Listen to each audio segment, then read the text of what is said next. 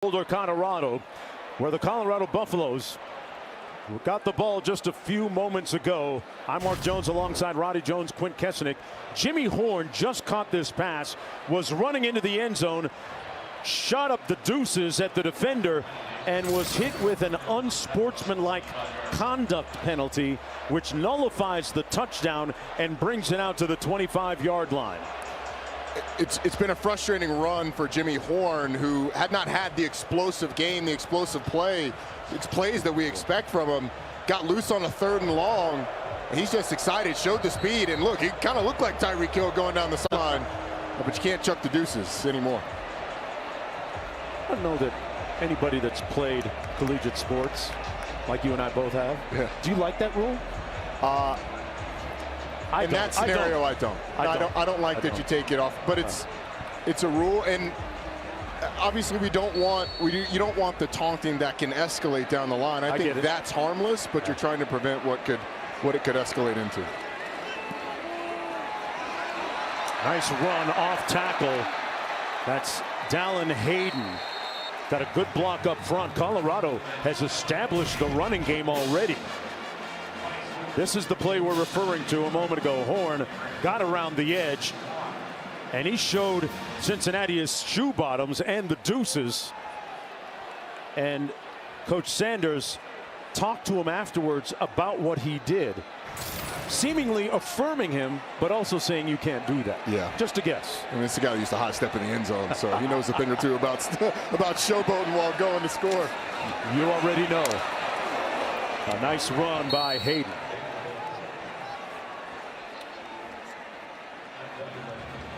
Coach Prime used to put his hand on the back of his head and high step. Kicked them legs up, the ball, hold it like a loaf of bread. Hey man, I always say don't play sports if you don't want to get your feelings hurt, right? Look, if you're on the wrong end of that, you just got to stop the guy. Got to be. And look, that plays into what Coach Prime and this offensive staff, Pat Shurmur, the offense coordinator, want to do. They want to get their guys the ball in space. Shedeur Sanders has time. Places a perfect pass inside the 5 to Wester. It'll be 1st and goal, Buffaloes. What a dime drop by Shedeur Sanders. And we'll show this a little bit later in the game, but this is a throw that he makes going back to warm-ups. It's one of the most extensive warm-up processes that I've seen in the country, and that ball is perfectly placed right on the sideline for LeJontay Wester to get not only 1 but 2 feet in bounds, it looked like. The ruling on the field of a completed pass is under further review. Well, it looks like we're going to get a review. Yeah, they're going to take another look at this, like all plays are reviewable. But he dropped that in right where it had to go to LeJontay Wester, who caught that Hail Mary pass right near that spot in that game against Baylor several weeks ago. But I don't think there's any question that right foot is in bounds. The question is, does he have firm control and survive the ground with the football? We can't see it from there. It'll be a 12-yard pickup if it stands. Wester has really come on of late for Colorado. Had 127 yards receiving last week on the road in Tucson.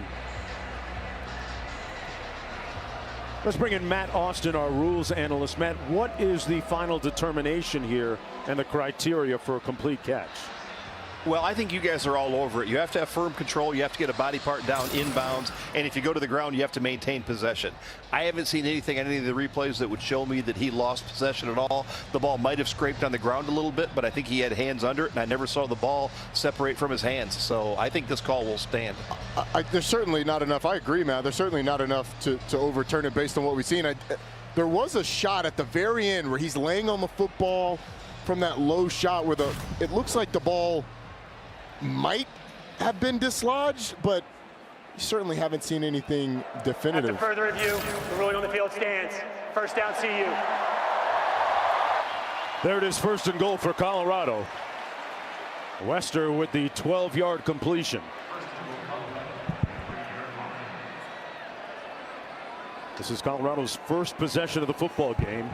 Cincinnati won the toss, elected to take the football first, and subsequent to a quick 3 and out, Colorado now looking at 1st and goal.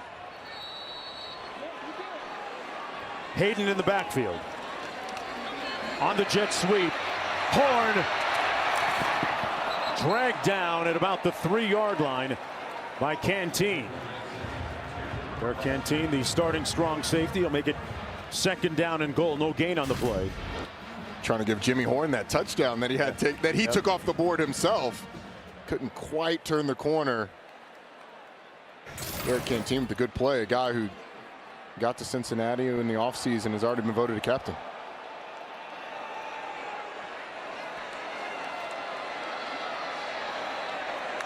On 2nd and goal, Sanders. Touchdown! 12 in the building.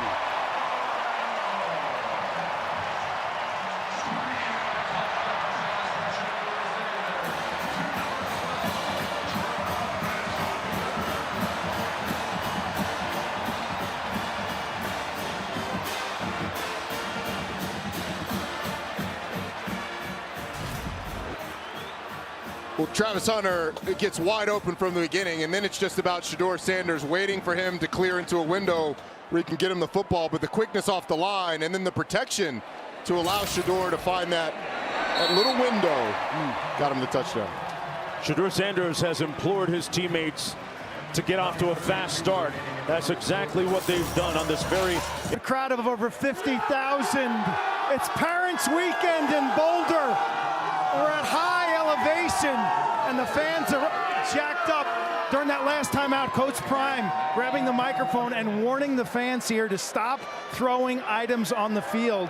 A few items came out of the student section, Mark, and landed on the field of play. Coach Prime stepping in and saying, that's not us, that's not how we handle ourselves. We need to be better. And he finished off by saying, I love you. And a big-time hit on that kickoff return by Wilson at the 28-yard line. It'll be 1st and 10 from there. Colorado Buffaloes playing their most important game since 2016 and bringing some smoke here. This is 2nd time we've seen Colorado with a really big physical hit.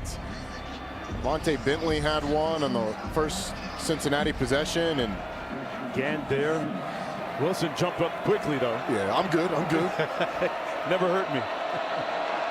1st and 10, 2nd series of the ball game for Brendan Sorsby.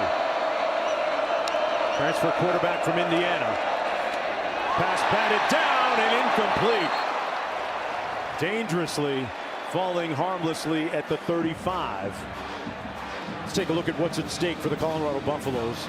A win tonight for Coach Sanders and the Buffaloes, and they become bowl eligible. Think about it, folks. Only 4 wins last year, only 1 singular win 2 years ago before he came on campus. An incredible metamorphosis by Deion Sanders.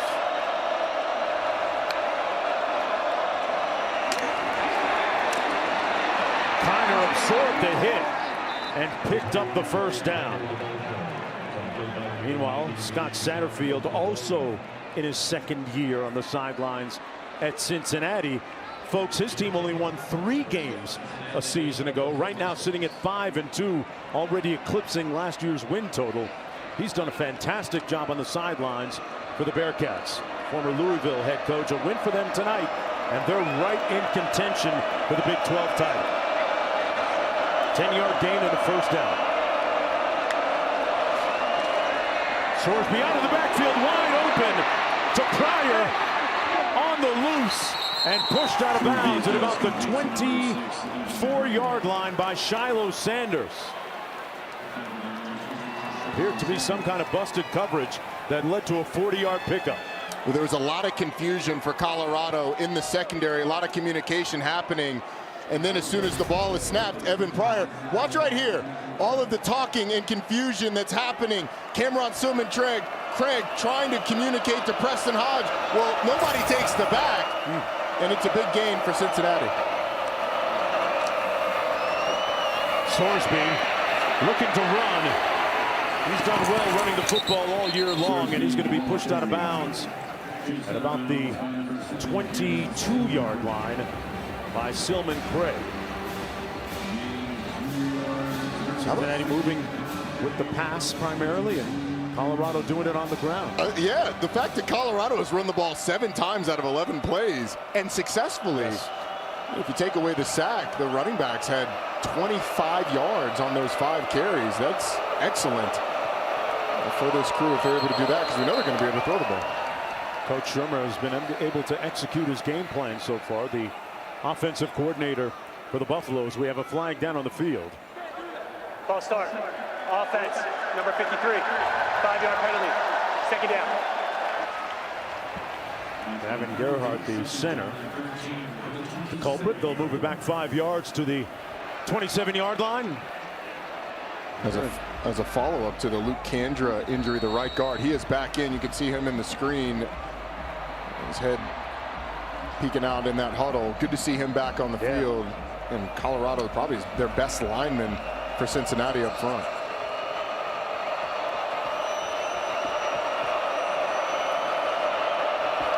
Pryor in the backfield. Sorsby with a clean pocket to his tight end, Royer. Royer, a huge mismatch problem for most teams inside the 10-yard line. It'll be 1st and goal for the Bearcats. A 12-yard pickup. This is a pretty in vogue play now. Just a tight end delay up the middle, especially for a team that plays a lot of man-to-man coverage. The tight end kind of hangs out, looks like he's going to pass block, and then leaks out late. Good protection. And it feels like Scott Satterfield's starting to get a rhythm for what this Colorado defense is doing and finding matchups with the tight end and the running back against that man coverage. On the jet sweep, Jackson brought down. And we have a flag down. That might be a horse collar flag. Arden Walker making the tackle. Number 53 right there. And nose of the ball spotted at the 6-yard line.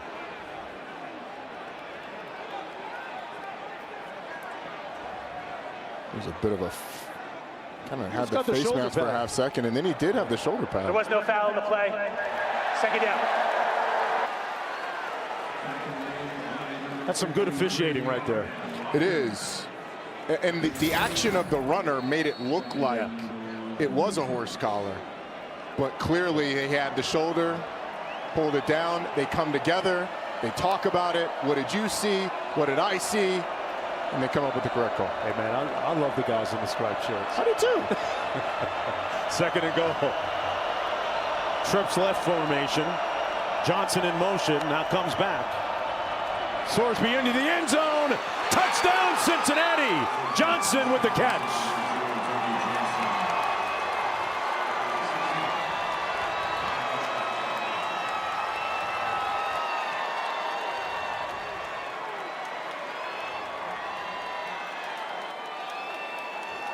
Sorsby with a wonderful response after Colorado's scoring drive. And they're an extra point away from tying this game for Sorsby.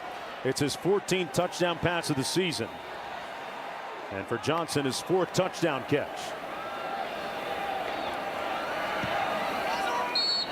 We're tied at 7. Something you'd pretty much... Shedeur Sanders, pardon me, Shiloh Sanders, involved in this last play, Roddy. Yeah, and it's a great design. You're going to get Tony Johnson coming out after 2 slants, and Shiloh Sanders right here has to get through all the trash, but Tony Johnson turns it up, and that's a little bit of a different look. Oftentimes you see that guy going to the pylon. He fades it up the sideline. Shiloh's got to work underneath both of those defenders and then try and get to it. It's a great play design. I felt like Scott Satterfield really did a great job of testing the man coverage on that drive. This is going to come down to Jimmy Horn. Found a crease. Still on his feet. A nice return by Horn out to the 28, but there's a flag down on the far side of the field.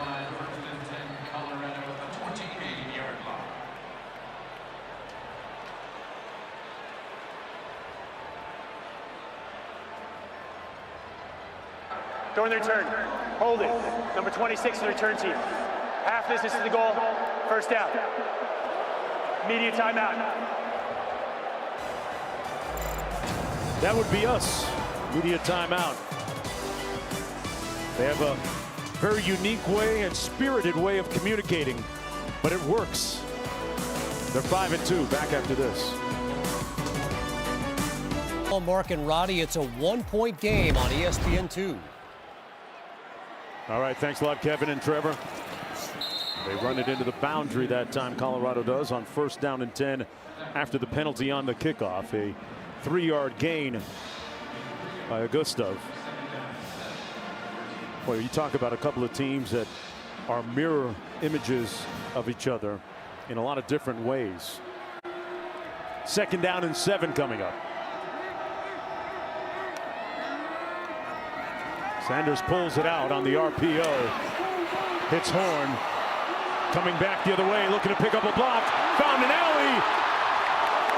And brought down to the 30 by Josh Minkins. Man, he was just starting to hit his stride, Roddy.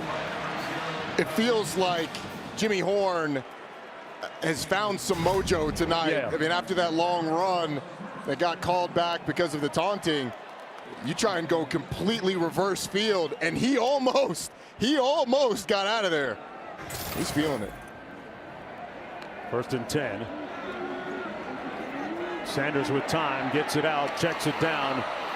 Gustav tackled at about the 31-yard line by Derek Canteen. His 2nd stop of the ball game, a 2-yard gain on the play.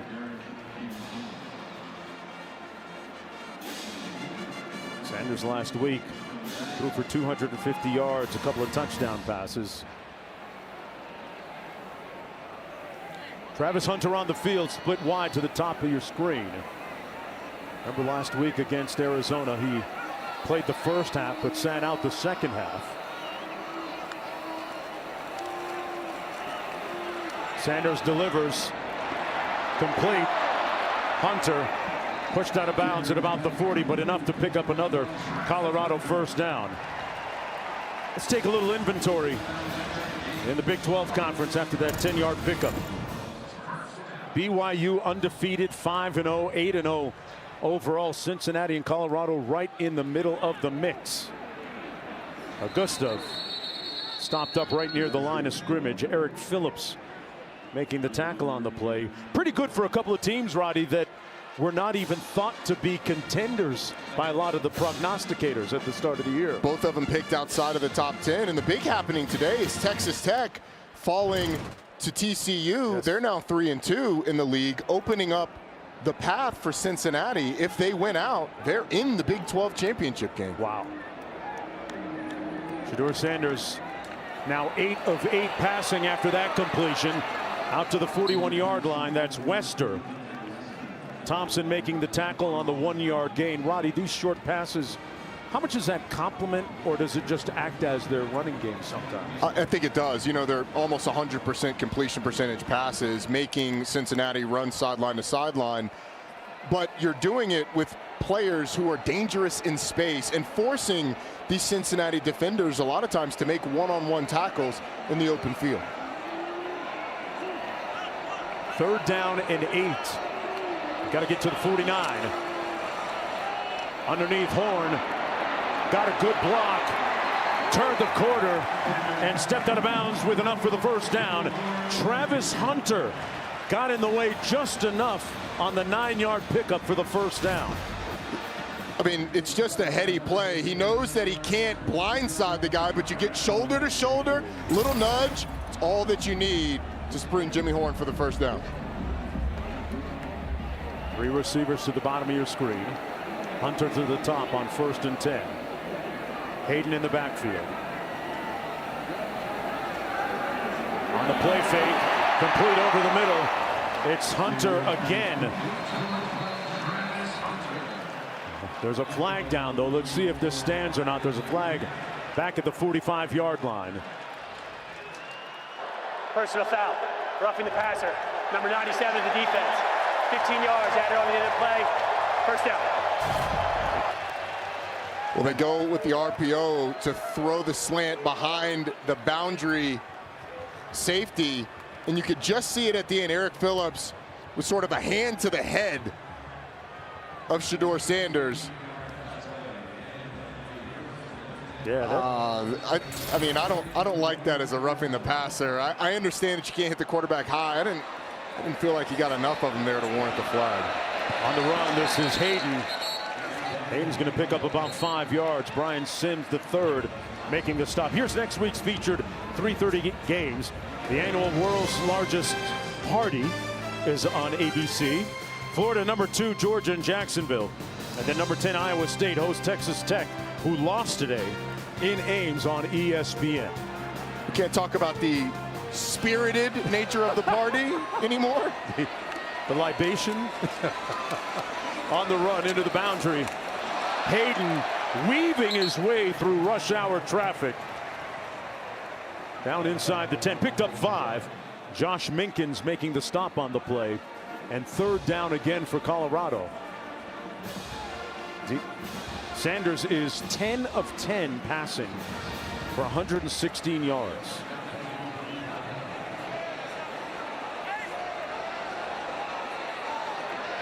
Hunter split to the top of your screen. On the toss, Hayden turns the corner. He's going to be stopped up about a yard shy. It'll be 4th down and 1. Jared Bartlett surged in to make the tackle. The 5th-year senior from Miami. And West Virginia transfer, making it 4th and 1. An interesting decision.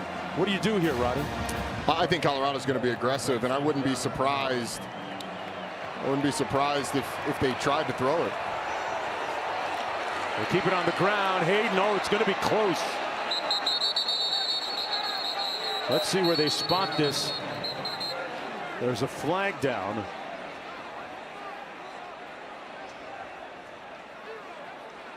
Trying to move big Dante Corleone for Cincinnati is a daunting task throughout the course of the night.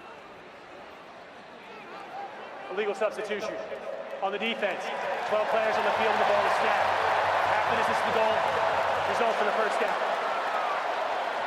You get a chance to finish the thought on throwing the ball. They struggled at times on 4th and 1s running it this year, but the tempo is able to get Cincinnati. Look at Dante Corleone, Roddy, the guy I was talking about a moment ago. 320 pounds of stout defender. And about 50 of them are in them calves. Those are lower thighs. Shedeur Sanders. Oh, what a move. Oh, it hit him with the sauce. Touchdown.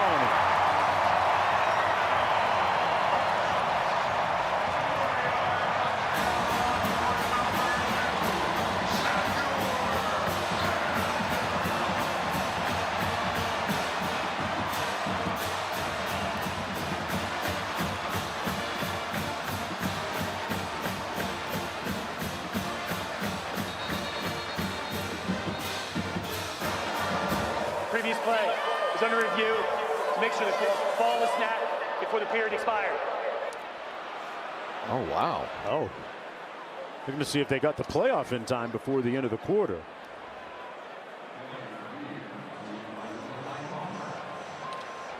Well, here we go again.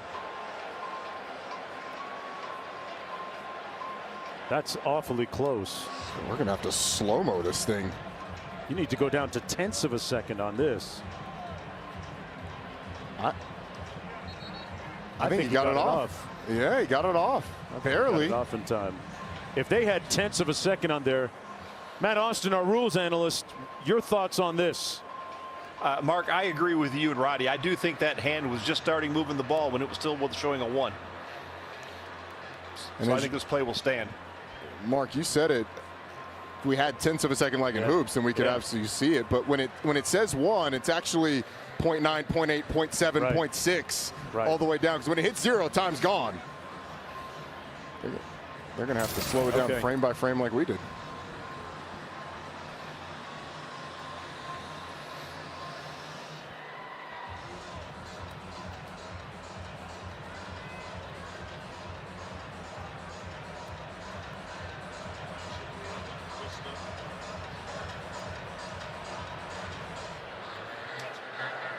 After further review, the center started snapping the ball before the clock went to 0. It's confirmed as a touchdown. So the play stands. They're going to run to the same end to kick the extra point. Shedeur Sanders remains perfect in this game. 10 of 10 passing for 116 yards, 1 touchdown pass, and now adding a touchdown run to cap a 12-play, 90-yard drive, using up 6:01 on the clock. You talk about a young man who is so fastidious and relentless in his pre-game preparation. We'll take a look at that coming out of the break. It really is a thing of beauty for someone aspiring to be a professional. Very fastidious and meticulous in his pre-game routine and warm-up. We've done, what, this is our 3rd game here this year, and going back even to his time at Jackson State, we've watched him warm up, and it looks the same every time. He's extremely intentional. Manny Covey on the kick return is going to be brought down at about the 27-yard line. And Roddy, tell me about the thought pattern behind the warm-up routine of Shedeur. You had a chance to speak with him. You talked about an intentionality, and it's meant to warm up every part of the body. It's as deliberate and meticulous a pregame warm-up as I've seen. Some medicine ball work into the uprights, then some hip activation, trying to get the rotational aspect down with the medicine ball with his quarterback coach, Daryl Colbert Jr., and then he runs through a battery of throws, 35 to 40 throws pregame, all with the intent of warming up the entire body. Over 20 minutes, it's as intense a pregame warm-up for any quarterback in the country. Kiner with the run, and you know, it's almost become one of those things. It's almost like a Steph Curry warm-up routine. When he comes out to shoot, it's the same drill every time, going back several years. It absolutely is, and I think there's a lot of sizzle around Shedeur Sanders. Seeing that the number of times that we've seen it, you can tell the work that's put in when the cameras aren't around and how extensive that is. And his quarterback coach, Daryl Colbert Jr., coaches guys like Cam Ward at Miami, Kyron Drones at Virginia Tech, takes them through the same types of intentional workouts before the game. Pass complete by Sorsby to the tight end, knocked out of bounds. Sherman made the catch. DJ McKinney knocked it loose. Q, your thoughts on, you watched the whole routine, your thoughts on that? Well, I did, as well as about a dozen NFL scouts, bringing the number to above 100 who have been here to Boulder this season. And pro-level approach. And we had an opportunity, Roddy and I, to speak with Shedeur on Thursday after their practice. He's smart, he's mature, they call him grown for a reason. He's very self-aware, but right now he is the #1 rated quarterback prospect in this draft eligible class. Cincinnati with the football, running it to the 41-yard line with Kiner. Yeah, Q talked about Shedeur being thought to be projected as the #1 pick and quarterback. Not just the #1 quarterback, but the #1 pick overall. And tell you what, he already operates like a professional. People kind of lifted an eyebrow when Deion Sanders, Coach Prime, said we got the #1 and #2 picks in the draft on this team. Yeah. It's looking like he might be right with Travis Sanders and Shedeur, or Travis Hunter and Shedeur Sanders. He might as well Travis. No, you were right the first time. Sorsby incomplete, dangerously targeting Travis Hunter. Roddy, you were right. It might be Shedeur Hunter. or Travis Sanders. Yeah. This is a guy who has been with him at Jackson State and Colorado. And also when Coach Prime put out a picture of him and his family, and Travis wasn't included, he said, hey, you forgot one. So they put out a repost with Travis Hunter in the family picture. 3rd and 9 for Sorsby and the Bearcats. Play clock at 3, and they're going to use one of their timeouts here. There's a flag down first. False start. Offense, number 74. 5-yard penalty. 3rd down.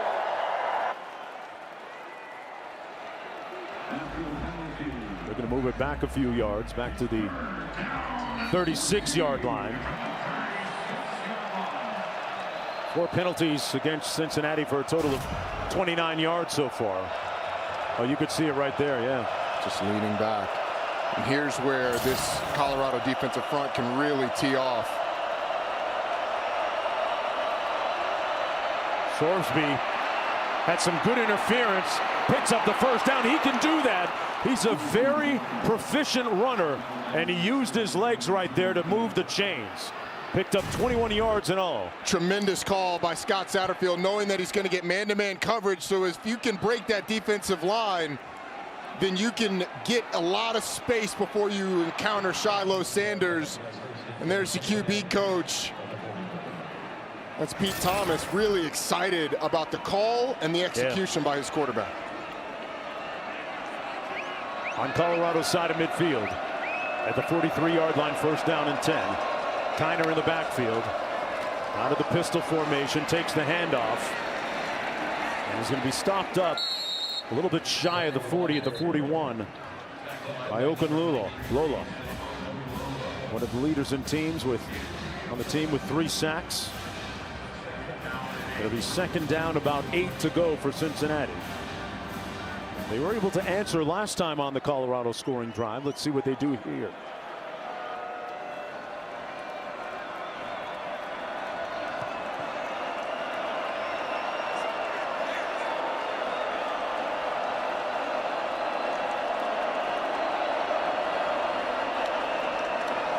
Sorsby on the option, and a nice run by Pryor.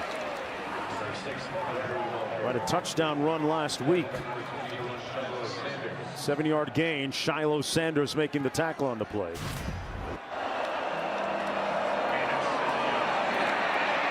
There is a real reason why they call him Headache as a nickname. He gives some out.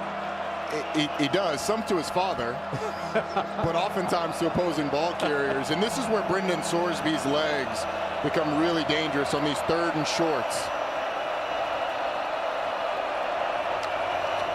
On 3rd and 1, they pick up the first down. Kiner with 1 and a lot more.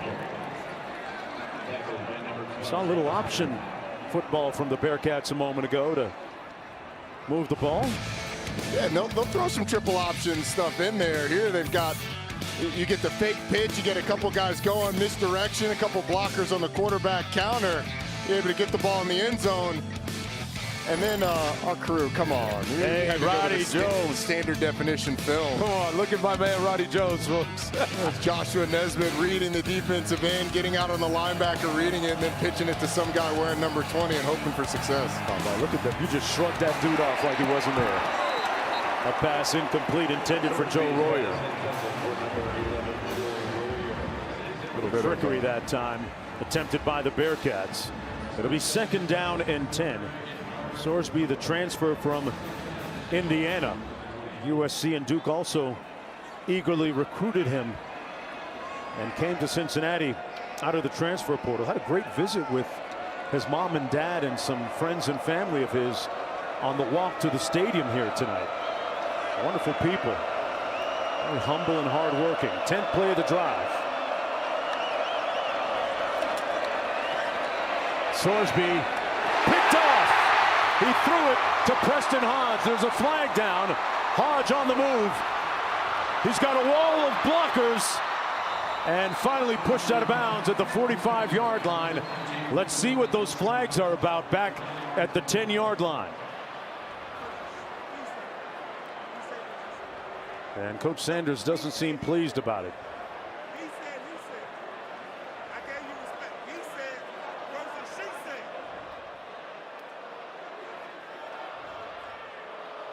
Looks like it's going to go. Pass interference. Defense. Number 24. 15-yard penalty. Automatic first down. Wow. Talk about a seismic swing there. It'll be Cincinnati football first down and 10 after the 15-yard PI penalty. Happens to the top of your screen right here. Tony Johnson just beats Preston Hodge inside and then sort of grab around the waist. It was a little, it didn't seem like, it seemed like he pulled him a ton, but it's certainly a bad look when you get beat inside and you have that tug. Not sure the throw was on the mark either way. Coach Livingston, the defensive coordinator for Colorado, felt that Hodge is due for a big game tonight. Made a play there, but the pass interference nullifying it. Sorsby hands it off to Pryor. Got a seam and a crease into the end zone. Touchdown Bearcats. Or are they going to mark this shy? One of the far official is running in, attempting maybe to mark it short. But we did get a touchdown signal. They're going to talk about it. You can see them conferring down in the field. Here's the call.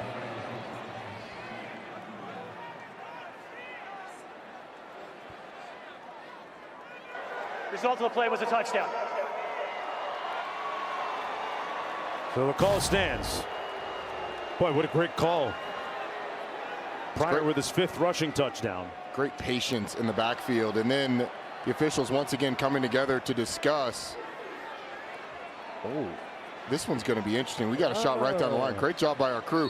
But all the tip of the ball just has to break the plane of the goal line, and it is a touchdown. We got a tie football game at 14. Evan Pryor, transfer from Ohio State. But a big week last week running the football against Arizona State in that win. Hey, the Cincinnati coaching staff to a man telling Colorado, hey, we here. Boy, what a bounce back by the Aggies after losing their opener against Notre Dame. No kidding. And what a job by Mike Elko in year 1. Year 1 at Duke, 9 wins. Year 1 at Texas A&M. He's on track to eclipse that 9-win mark that he set at Duke and maybe make an SEC championship game. Jimmy Horn is going to watch this go out of the back of the end zone. It'll be 1st and 10 from their own 25-yard lines. These two schools have plenty in common, and it begins on the sidelines. A couple of second-year head coaches leading their teams. After dismal debuts, Scott Satterfield's team won 3 games. Coach Sanders' team won 4 games. But a turnaround catalyzed by the transfer portal. Both teams heavily into it. They use it in different ways. Coach Prime has Louis and Samsonite working perfectly well for Coach Satterfield. Belief and a Big 12 potential appearance in the championship game for the winner in this. Sanders complete, but a hit immediately made. No gain on the play. Carroll coming up to make the tackle on Hayden. As you said, the turnarounds from these two programs, part of some of the biggest stories in the Big 12, and almost identical from a production standpoint early in this game. Second down. Sanders gets it to his receiver Miller, and Miller's going to pick up the 1st down. The true freshman, so important for so many reasons this game to get to a bowl game, right, Q? Well, 6 wins. Grant's Peggy's promise is fulfilled. And Peggy Copham, for those who don't know, a 99-year-old super fan of this Colorado program, dating back to like the 1940s. Season ticket holder since 1966. As Travis Hunter takes this one outside. Coach Prime promised her a trip to a bowl game. This week saying not any bowl game, she's got taste. Yeah, Miss Peggy was one of those big bowl games with all the big swag bags and warm desert destinations. I believe the term he used to us was exquisite taste. Yeah. So now 5 wins, you got to feel like, hey, we're going to make a bowl game. The path now is to make the biggest bowl game possible. And let's just say they're not shy about dreaming big here at Colorado. On 2nd and 4, Sanders hands it off. They've been able to run the ball successfully. Witness this one by Isaiah Gustav. Got a little bit of help from his friends and gets into Cincinnati territory at the 49 on the 9-yard pickup. If you're a running back, you can do a lot, but you can do more together. How about Jordan Seaton getting in there? Yeah, big Khalil Benson getting in there. Offensive line helping Gustav along the way. On 1st and 10, they keep it on the ground. Gustav, Another nice gain. Jack Dingle making the tackle. Pickup of about 5. Boy, for them to achieve a sense of balance would be huge moving forward, right? It would be, and Pat Shermer talks about what he calls fair fight boxes. That's when you have more guys to block than they have in the box to stop the run. But the key against this defense is the tackles have to hold up well. Shedeur looking to pass. Checks it down, complete. And a great effort on the sideline there by LaJohntay Wester, who's really been coming on of late. Had 127 yards receiving last week. Makes it 3rd down and about a long 2 to go. And a complete line change for Cincinnati. Colorado substituted, so Cincinnati basically changed their whole front 7. 3rd and 2. They keep it on the ground and roll up their sleeves, play some smash ball. Augusta makes the first down run. Jonathan Thompson with the tackle. 6 minutes to go in the first half. Shedeur Sanders still perfect. 14 of 14 and 136 yards passing to go with a touchdown. That Cincinnati has to be worried about is Colorado's kind of having it both ways. They can run the football and you haven't forced an incompletion from the quarterback. They ran the ball for almost 150 last week at Arizona. So showing more consistency. Keep it on the ground again. Hayden this time. It's going to be about a 3-yard pickup.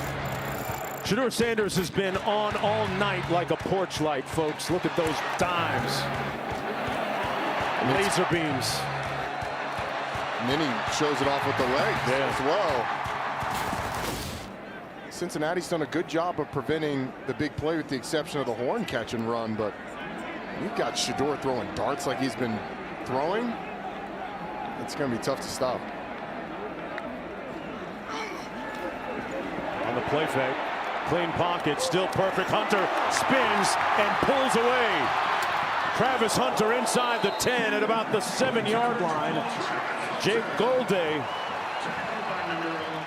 got him, and boy, he looks brisk and swift.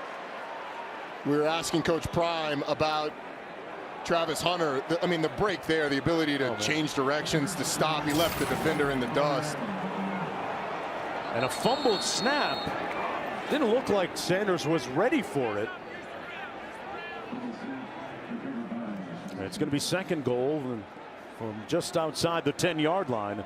Result of the miscue. You know, there was an interesting moment last week when Zelinskas, the center, had issues snapping the ball back to Sanders, something along those lines, but it's basically the exact same thing. Yeah. Shedeur's up at the line checking and Zelinskas snaps the ball. Happened a week ago. And so that communication the last couple weeks has jumped up to cause almost a big play, a big swing of momentum for Colorado. You don't want to implode down here in the red zone. Sanders surveys, keeping his eyes downfield, and now takes a pass on the next down. It'll be 3rd down and goal coming up. Just to finish up that story on Zelinskas, the center. He was distraught, and on the sideline, to tell you what a great leader Sanders is, he went over to the center and said, "Hey, I know you're struggling. Listen to me, man. You're still a great player. You'll get it back." And he did. That's the type of leadership that you want from the quarterback position. And he challenges, Shedeur Sanders challenges these players around him, sometimes with words of encouragement, sometimes with words to fire them up and challenge them. That was his first incompletion a moment ago. Fade into the end zone. Incomplete, bobbled by Shepard. He did not appear to have control of it as he landed outside the end zone. So it'll be 4th and goal. And in comes Alejandro Mata. Let's take another look. Boy, there was a lot of contact. Yeah, he has a shot at this, but it clearly hits the ground there. Yeah. And there's contact on both sides. A little bit of a tug that Armani Arnold gets away with, but ultimately it ends up. That's a win for Cincinnati defensively. And in comes the Big 12 Special Teams Player of the Week, Alejandro Mata, attempting this field goal from 28 yards out. And he knocks it through. Is playing. My shoes all of a sudden got broken. We're gonna have to bow out of this thing. I'm gonna just watch. He's sending people right to the MRI machine.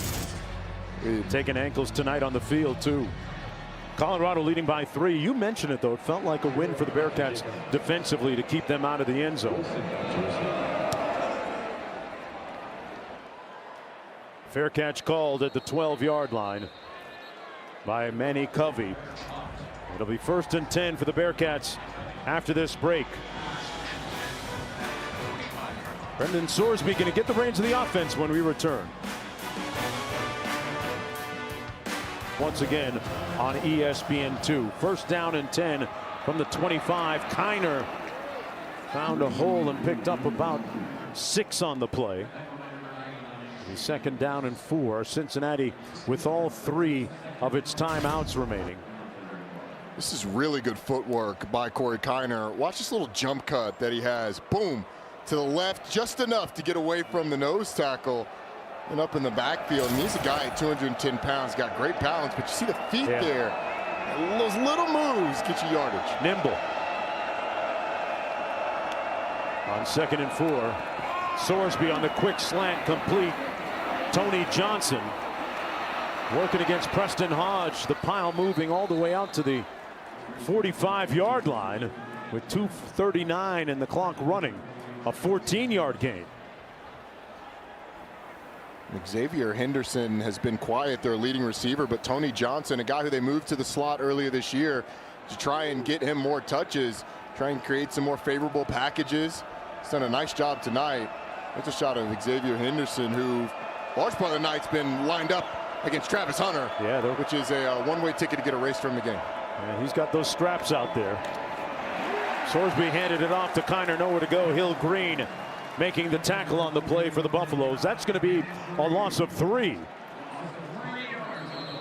2nd and 13, and Cincinnati Bearcats are going to call a timeout.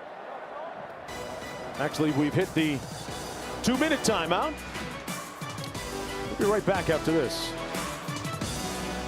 Dropping one at TCU, which is good news for the Bearcats. Nice cutback by Kiner. And he's going to be brought down shy of midfield at the 48 by Preston Hodge, limiting that gain to 6 yards. This is how the Big 12 has looked like in terms of the preseason prognostications. And now, boy, some people got it wrong. At least you got 2 of 6. It's a failing grade in everything but baseball. But this is a big play for Cincinnati. Colorado with 3 timeouts. So if you don't convert here, they'll get the ball back with over a minute left. Sorsby on the run. He can do it with his legs. Lunging. He's going to come up a little bit short. They're going to spot him at the 46-ish, which sets up 4th down. A gain of 6. What do you think, Roddy? Do you go or do you? I think if you're Cincinnati, you go for it. You'd give Colorado great field position, but you've been great on 4th downs this year, 7 of 8.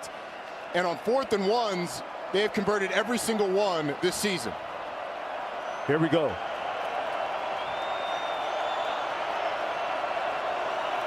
They go empty. Royer in motion. Quarterback keep. He's not going to get it.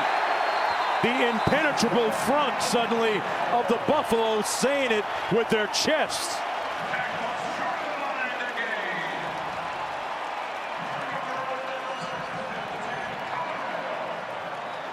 Silman Craig has been great in the box all season long for the Buffaloes. Please set the game clock to 33 seconds. 33 seconds. 1st down, Colorado. He has, but this play is made by the interior of the defensive line, especially right there. Amari McNeil blowing up 2 offensive linemen to allow Nakai Hill-Green into the backfield and Cameron Silman Craig. And Travis Hunter fired up. And now Colorado with the football, 33 seconds left. 3 timeouts, though, for the Buffaloes.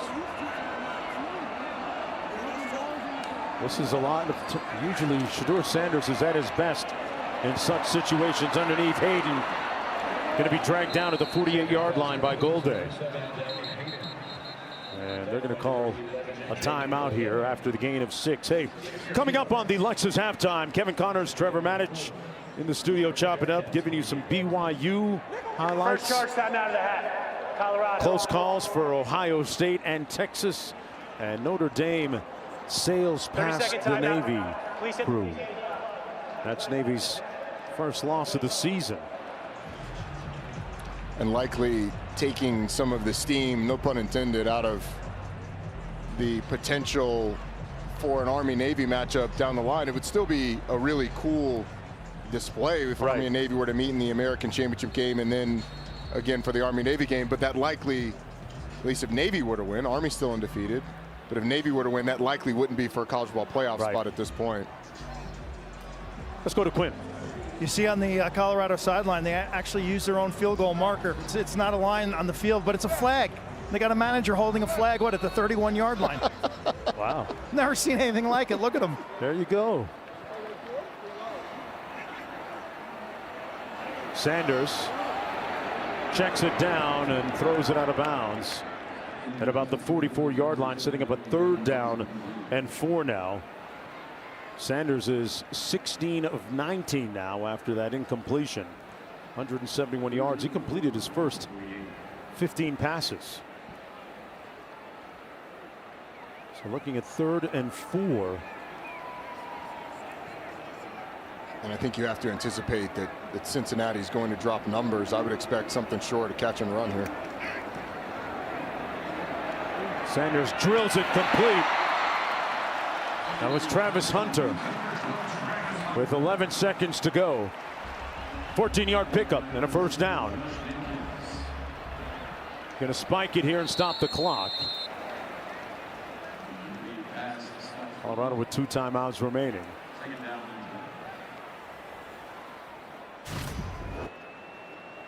Shedeur, just patience in the pocket, waiting for Travis Hunter to come open. We're going to reset the clock to 10, not 11. 2nd and 10 coming up. Travis Hunter split wide to the top of your screen.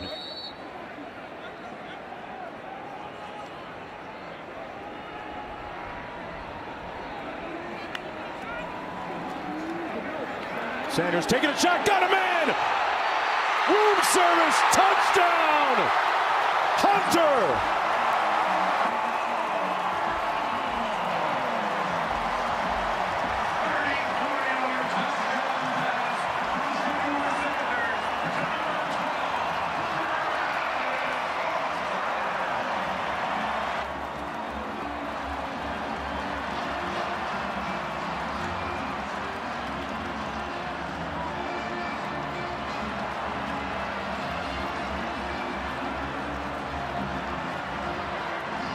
His 2nd touchdown of the night. 34 yards in all. And after that 4th down stop, the offense moved it down the field expeditiously with 3 seconds to spare. Wow.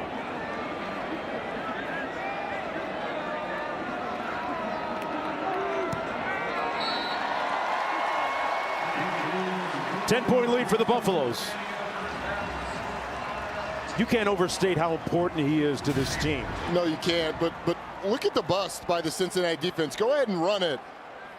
And pause it right here. Now you've got all of this room open for both Wester and Travis Hunter. And what Shedeur Sanders is trying to do, just get it out there. Let him catch it. Slows down, catches the football. But 2 guys open for Shedeur Sanders to choose from. And, I mean, it's something that you just can't have happen if you're Cincinnati, because in that scenario, you're just trying to force them to kick a long field goal. You turn Travis Hunter loose. I would say on the top of the scouting report, it's, hey, don't turn 12 loose down the field. Really kind of lines up with the pillars to Coach Pat Shurmur, the offensive coordinator. His pillars for his quarterbacks. They work matchups. They look at space. and go down the checklist and check off as many boxes as they can. Leverage, another one of those pillars, and on the return out to the 34. That'll be the end of the first half. And remember, Colorado will have the football to begin the third quarter of play.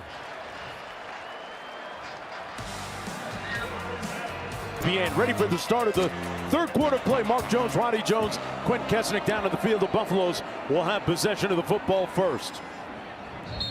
And they'll go 1st and 10 from their own 25-yard line. 24-14 as we get ready here. You're watching ESPN College Football presented by IHG Hotels and Resorts, folks. This is the Big 12 on ESPN. The Big 12 after party. Roddy back east. Yeah, on either watch. It's really. I got two phones, two watches. Come on, man. Big time. We got a two-way threat on the field, and Travis Hunter, who's had a lot to say in this game. Yeah, he's been locked down on defense. He's got 7 catches on offense, including the touchdown at the end of the half. The thing is, for the Cincinnati defense, they're going to have to figure out how to cover these Colorado receivers. A daunting task. On 1st down, Colorado came out running the football fairly successfully. Gustav ran it that time, picked up a few yards. How important has the run game been in the overall equation of success for them so far? Well, it's kept them balanced. It hasn't put everything on Shedeur Sanders. And balance for Colorado doesn't look like 50-50. It means running the ball just a little bit. About that much, right? That was a Gustav again. And boy, Travis Hunter really had an indelible imprint on that first half. Certainly did. This was the first play of the game for Cincinnati. And he's on the coverage, scored a touchdown down in the red zone. He's had a number of catches. He's looked shifty in the open field. That shoulder looks just fine. He's been able to make guys miss. And then you had the deep pass at the end of the half to be able to score. They just turn him loose.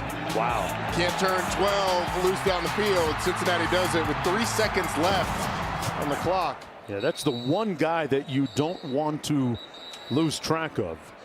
And we have an injured Cincinnati player down to the field. It's Dante Corleone, a.k.a. the Godfather down there. Such a big part of their defensive front. One of their leaders as well. Really a curator of the Bearcats' cult. Back in Boulder, Corleone healthful, looking a little better on the sidelines. Gustav running again, brought down by Thompson of Cincinnati. Here's a look at Corleone, who got off the field with the help of the athletic training staff. Vital part of that defensive front. Really plugs things up there in the middle. Helps up the linebackers. 2nd and 8. Sanders pulls it out, finds his man complete at the 43-yard line. Shepard with the catch, and let's go to Q. Ralphie, the Bison, did not run at halftime. It's apparently after her bedtime, so she went back to the farm. In terms of football, yards after catch, Colorado has 140 yards after catch. Cincinnati's really struggled to tackle. And then when you think about the progress of this Colorado program, it's in the trenches, offensive line, defensive line. That 4th down stop was something that they could never have done last season. I think the biggest growth has been on both fronts. It's a great point, Q. Big transformation. That was the focus of the offseason. They're going to keep it on the ground, pick up the 1st down. Gustav again moves the chains, picks up 6. You said it, Roddy. 67 yards total rushing. That's just enough. Watch this double team. You're right, but Q was talking about the improvement. I mean, that double team washes the entire left side of the offensive line down. And Augusta is able to get the 1st down. Sanders pulls it out. Escaping. Ball came out of his arms, out of bounds, right around midfield. Thompson in dogged, zealous pursuit. And that scramble, it looked like he had Travis Hunter coming back downhill. As we get a little extracurriculars there on the sideline with Jonathan Thompson in the Colorado sideline. But Travis Hunter is as good as there is in the scramble drill. He's not open. He's not open. When quarterback starts to scramble, come back downhill. I'm open. I'm open. Shedeur doesn't pull the trigger. And it ends up in a short game, but I'm a little surprised that he didn't let that one go. Colorado just thankful that Hunter is healthy and back on the field. We got a whistle. Cincinnati got bailed out. Colorado called a timeout, Wow. but Cincinnati. First charge, timeout of the half. Colorado. 30 seconds. Media timeout. Brian Sims for Cincinnati, number 17, ran out, ran back, ran out, ran back. I have no idea where he was supposed to be.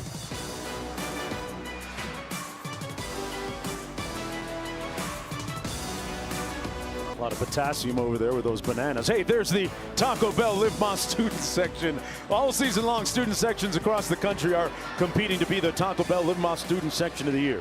Download the Taco Bell app to learn more. You gonna Next dress up week- for Halloween? Man, I'm trying to think about a costume. I'm still working on it. It's a little late in the game to be I thinking know, about I it. know. I'm a spontaneous type. Shedeur Sanders had it batted down. Great play by Jared Bartlett. Got a hand up there and knocked it down. It'll be 3rd down and long. Look at this. Jared Bartlett, the captain in the middle of the field, just spying Shedeur Sanders. Pauses and then bats that ball down, forcing the 3rd and long. And this is a big down for Cincinnati. They've got to be able to get off the field. Colorado up 10, first drive of the second half. Big play. Trying to get to the 41. Sanders pulls complete, caught by Hunter, but dragged down short of the first down by Jordan Young. So an interesting 4th and about 3. It looks like Coach Prime's going to send out the punting unit to have Cincinnati, keep Cincinnati back.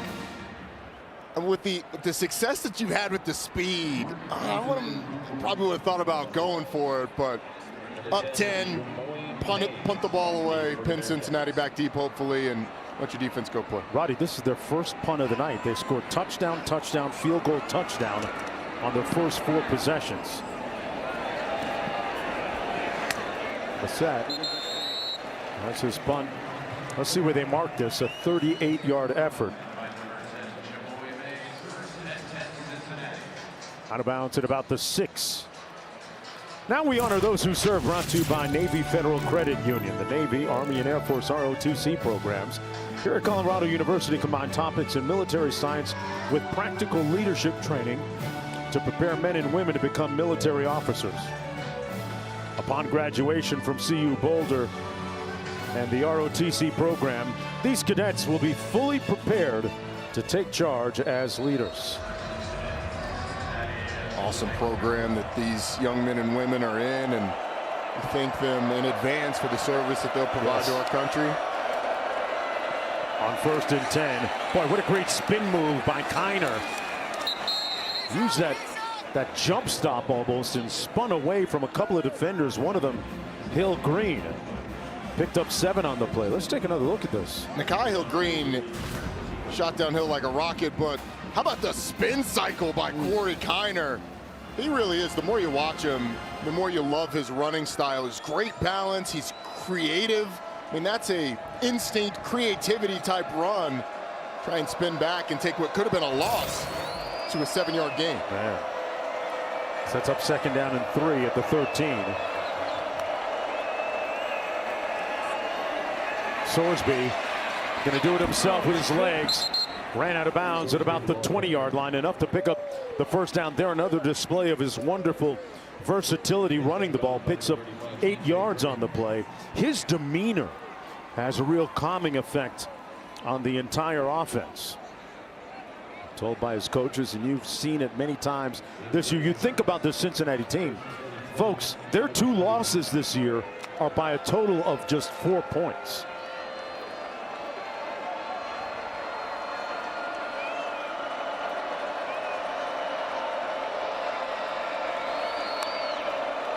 It's going to be Kiner. Nowhere to go. Hill Green made sure that time to wrap him up. Talked about the close call. Cincinnati just a couple of plays away from being a perfect 7-0 perhaps. Week 2 against Pittsburgh. Lost a close one by 1 point, and then a field goal loss against Texas Tech. Texas Tech game was back and forth. The missed field goal would have tied it and taken it to overtime. That Pitt game, they're up double digits in the fourth quarter. Let that one get away from them. This is a quality football team looking to get a leg up on the Big 12 title with a win tonight. On the road, the pass complete. And a big-time hit on Mays. Usually that's Shedeur Sanders coming in, pardon me, Shiloh Sanders coming in to clean up. Wasn't that time a 9-yard pickup on the play. I would not at all be surprised if Brendan Sorsby's legs become either the go-to factor or at least something that Colorado has to think about with some sort of zone read. Haven't really seen the option on the perimeter all that much. But his legs are a big weapon here. Play clock down to 6. Just getting lined up and setting. Sorsby looking to pass. Almost picked off underneath. In and out of the arms of Travis Hunter, who is in dismay right now. Wishes he'd had another chance at that one. I mean, if there's one guy who you don't want to test in the secondary, I mean, guys don't typically get open against Travis Hunter. That ball thrown a little behind the receiver too, but Brendan Sorsby looking for Jamoy Mays across the field. Hunter all over him. Yeah. Second punt of the night for Cincinnati coming up. Mason Fletcher punting to LeJontay Wester, who's perched at his own 29. A high spiral. Returnable from the 25. He eludes the first couple of tackles. Wester got hit and spins forward out to about the 38-39 yard line. A 46-yard punt, 13 on the return. So to begin this third quarter, both defenses get stops. What about that? It's completely opposite from what we saw in the first half. Yes. And Travis Hunter, it's with an irregular gait there. Remember, he's coming off that injury from a couple of weeks ago. Only played a half last week and favoring that shin, that lower left leg area. But back on the field.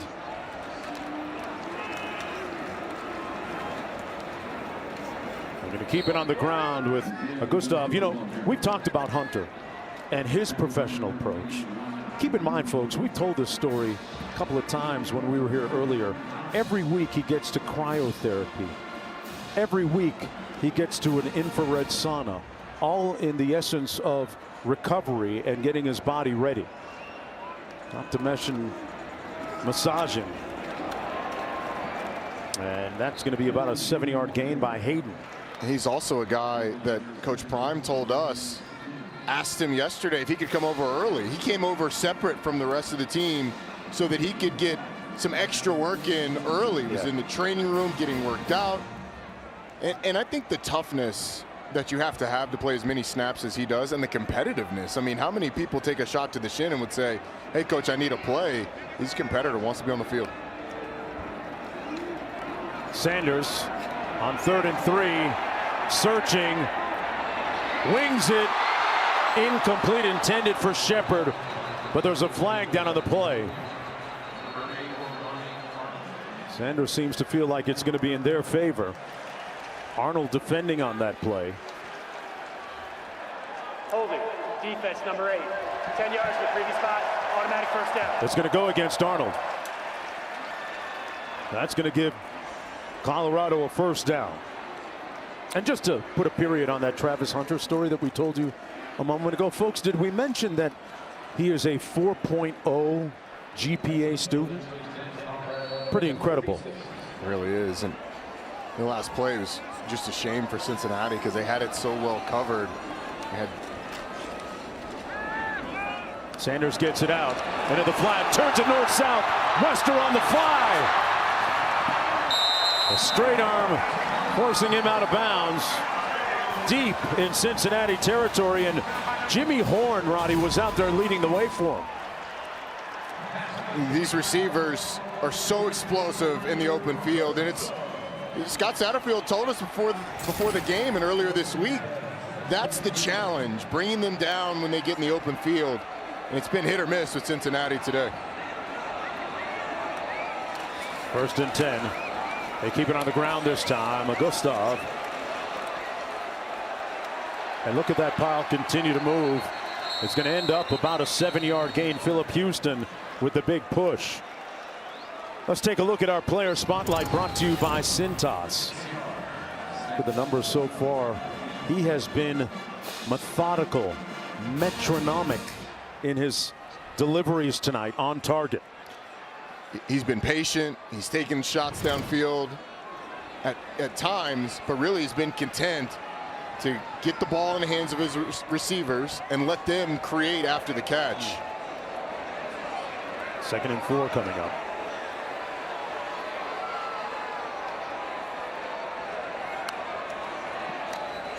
Sanders keeps it. Got to secure that ball and gets down and picks up the 1st down. Right around the 6-7 yard line, say. Pick up a 5 by Sanders. And you never want to see your starting quarterback limp out of a pack like that after getting up. And that's his front leg when he throws as well. It looks like he's favoring. 1st and goal, Colorado. Sanders hands it off. Straight ahead, it goes to Powers into the end zone. Right behind Seton.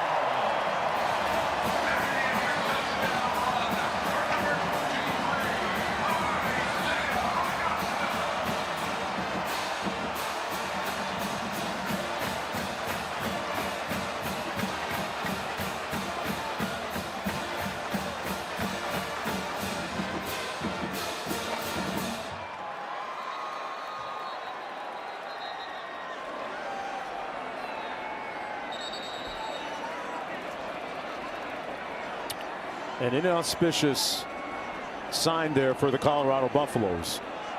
Shedeur Sanders appearing to be a little bit shaken. Slow to come off the field.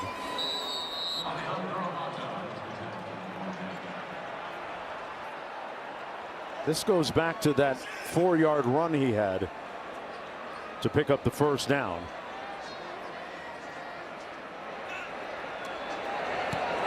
The extra point is good.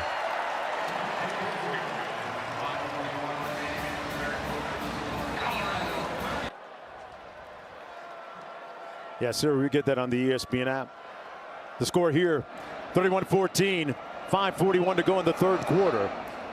But a little bit of concern along that Colorado sideline with the fitness level of Shedeur Sanders. On the return, Logan Wilson brought down around the 30-yard line where it'll be 1st down and 10 for the Bearcats, right now in a 17-point deficit.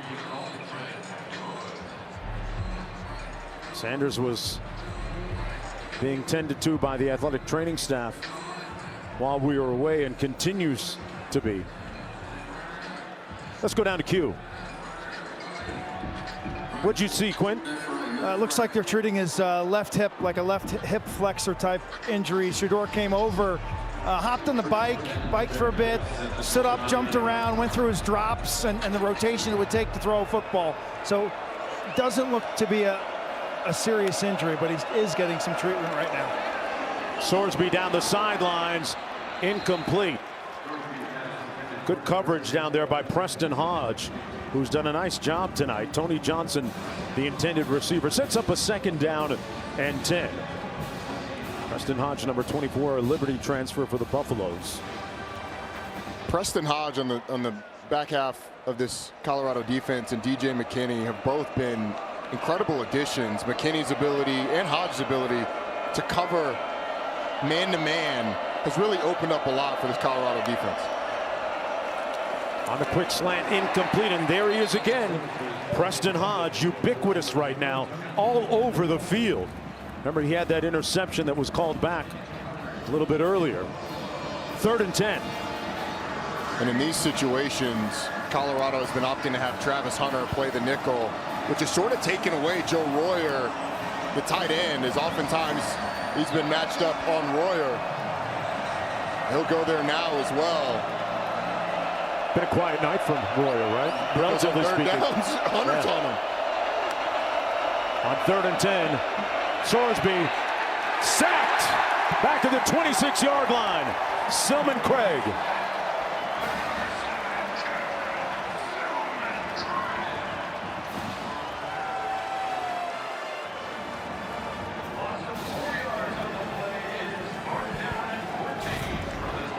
This stunt just puts the right tackle, Philip Wilder, in a bit of a bind. BJ Green goes inside, he looks inside, and by the time he does, Cameron Silman Craig has gone past him. Brendan Sorsby has to climb in the pocket, and that play was almost DOA. Silman Craig has been with Coach Sanders for his last 2 years of high school football, and then at Jackson State for a couple of years, and now here at Colorado for 2 more. Ball scooped up. What a big hit! It came loose, but recovered by Colorado back at the 33-yard line off the 37-yard punt. It was almost catastrophic. Yeah. And I think Horn got rocked there. He did. Jimmy Horn felt like he could probably get outside. If it had touched a Cincinnati player prior to Jimmy Horn picking it up, then it's basically a free play for Jimmy Horn if that fumble happens. I wonder if he thought that it did or if he was just taking a chance. Either way, they avoid catastrophe. Yeah. Kai Stokes, the Ohio State transfer, with a huge hit, and look who is back on the field for the Buffaloes. Shedeur Sanders. Let's keep an eye on his mobility in the pocket. 4.5 minutes to go in the 3rd quarter. Augustov in the backfield. They hand it off to him. Picked up about 3 yards on the play. Hey, the next stop on the F1 schedule, I got your attention now, Roddy, right? It's the Mexico City Grand Prix, Sunday afternoon, 4 Eastern on ABC. Pre-race coverage at 2:30. Additional coverage on ESPN Plus in English and Spanish. ESPN Deportes coverage begins at 3:30. Tell me what's happening with my man Lewis Hamilton. The Mercedes car is just not up to snuff right now. Boy. They start 5th and 6. Hamilton's in 6th. But 3 different constructors. There's 3 different teams starting in the front 3. Carlos Sainz on pole. Max Verstappen 2nd for Red Bull. Lando Norris, McLaren 3rd. Should be a great race. And right now, Augustov trying to get it into high gear. Couldn't. Stopped up by Sanks, but picked up 5 on the play. F1, those some money cats there. Let me just say, I know you hang with some guy with some bills in their pockets. I've seen your taste. F1 is right up your alley. It is. I'm gonna try to get to that Monaco Grand Prix. That's what I need to do. There it is. Monaco, Vegas, Miami. Yeah. It's very, very high class. 3rd and 2. Sanders gonna pass. Steps up. Caught at the 47-yard line. A great touch pass by Sanders to Miller. And a 1st down on the pickup of 11. I mean, as you said earlier, Shedeur Sanders has been metronomic, which is our word up with the Joneses. Oh. Metronomic, something that is happening regularly or in a consistent tempo, like a metronome. There you go. Kind of like Shedeur Sanders completing passes. Metronomic. And that was an incredibly layered throw. Wasn't it? Over the linebacker, down to the receiver. It's incredible by Shedeur. 17-point lead. And showing the ability to run the ball pretty well tonight. They've gained 100 yards on the ground tonight. Total of 370. So for consecutive weeks, Colorado has gone over 100. They ran for 148 last week in the desert of Tucson. This is, I mean, you can just see where they are in FBS in terms of rush yards per game. You think this offense is dangerous before they start to figure out how to run the ball well. You imagine the danger that they'll provide the defenses going forward. On the counter, nice run up front. Dallan Hayden, the Ohio State transfer, brought down by Thompson. 2 yards shy of the 1st down. Clock running with 1:35 to go. 3rd down and 3. Hunter in the ball game. He's going to be split to the top of your screen. And it has just felt like the Cincinnati defense has not had an answer. They've tried to devote more bodies to stopping the pass. Colorado's been able to run the ball, and they haven't had an answer to consistently stopping that. They got to get to the 38. They're going to run it. I'm not sure they're going to make it.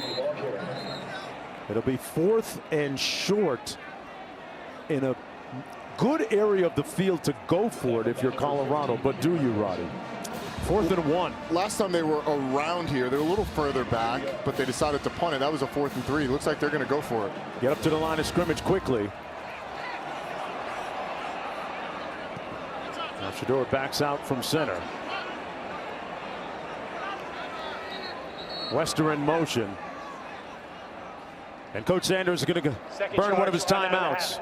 Colorado. They've got one remaining with 35 seconds to go in the period. Going to talk it over.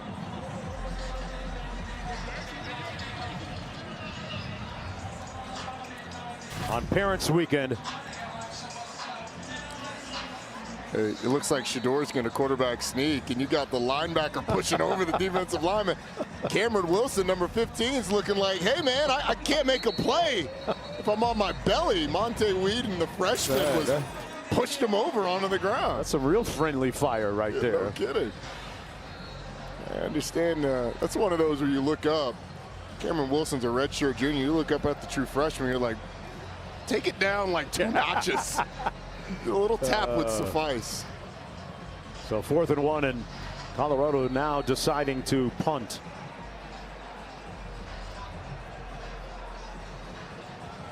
Mark Bissett coming in.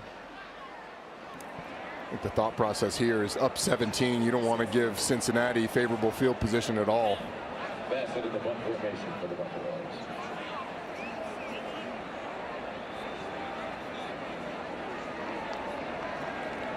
Mays on his own 8-yard line for the Bearcats.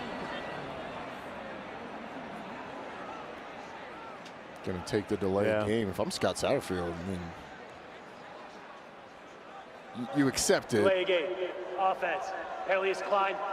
4th down. I thought you might accept it because you don't want to tempt Colorado deciding to all of a sudden go for it by declining. But the move from a field position standpoint is probably to decline it. Just, you know, if Colorado was really into it, they might say, hey, let's send out the offense now.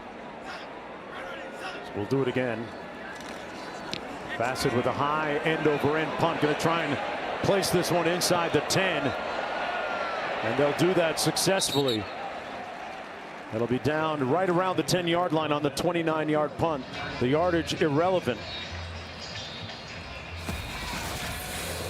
This season, Allstate will celebrate every field goal and extra point made by participating universities by making a donation to the university's General Scholarship Fund. Thank you, Allstate. On a beautiful night here in Boulder, Colorado. It's in the low 70s a little bit earlier today. It's cooled off into the mid-50s now on Parents Weekend. You can really sense the excitement in and around Boulder when you walk into some of the restaurants and some of the stores, and everybody talking Colorado football and thinking about bowl games. 1st and 10. Nice run over the right side. They run over Kandra. And a good gallop there by Kiner, picking up 7 yards. He's been their workhorse all season long. Well over 600 yards on the season. Sets up a 2nd down and 3, but we're going to have to wait to run that one in the final 15 minutes. 1 quarter to go. Colorado has misfired on the last 10 attempts to become bowl eligible. Will they finally break through? The way he changed Jackson State, we're going to do the same thing here. Having him here means everything to this community. We coming. Been begging for a good football team for a while, so any sort of hope is awesome. I believe this is our next. However it happens, this is our time and this is our season. The games are 100% more insane now than they were. When we're winning, we're in the bowl. Woo! Go Bus! Do the damn thing. Yeah, what she said. What she said. You know, there has been a tremendous, profound economic impact to the area since the success of the football team has really happened here, with Coach Sanders coming to Boulder, and enrollment here at the University of Colorado is at an all-time high as well. On the pitch, a first down run by Kiner to move the chains. A moment ago, Q caught up with Coach Sanders. We got a flag first. Shiloh Sanders made the hit on Kiner on the 13-yard gain. After the play was over, unsportsmanlike conduct, number 21 of the defense. 15 yards at the end of the play, automatic first down. It's number 21's first unsportsmanlike for the game. Yeah, you can't grab the foot ankle of the other guy. And look, Corey Kiner was talking his stuff after the hit on the sideline to Shiloh Sanders, but it's the response. It's always the second guy that gets caught, and Shiloh Sanders gets a one-way trip to the sideline. They're going to keep it on the ground. Kiner again with a healthy 8-yard run. Corey Kiner recently going over 2,000 career rush yards at Cincinnati, climbing the school charts. He'll get a breather. Pryor comes in for him on 2nd down and 3. It's going to be Pryor picking up the first down and then a couple more yards. Picked up 4.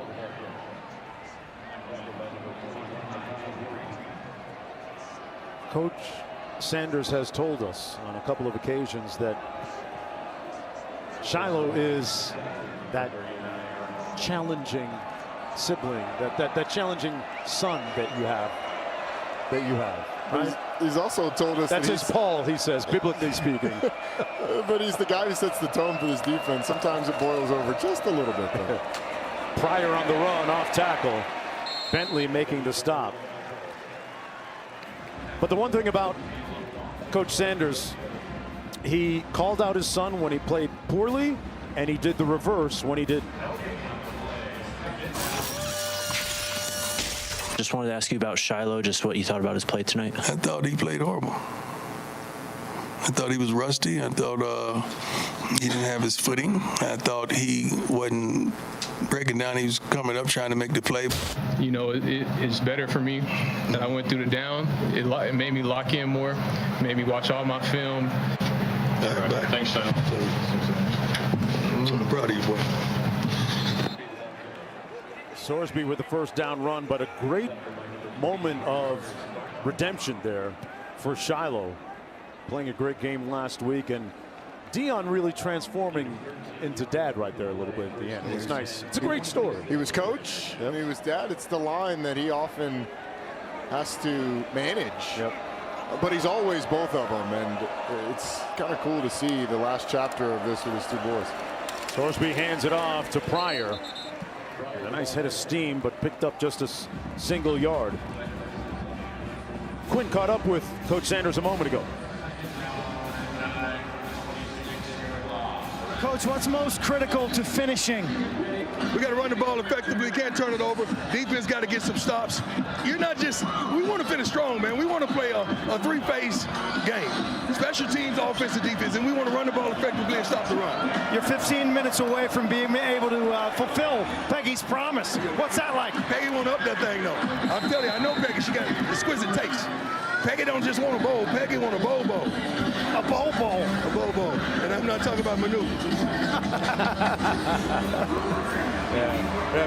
Miss Peggy wants that, like we mentioned earlier, a bowl with some shine on it.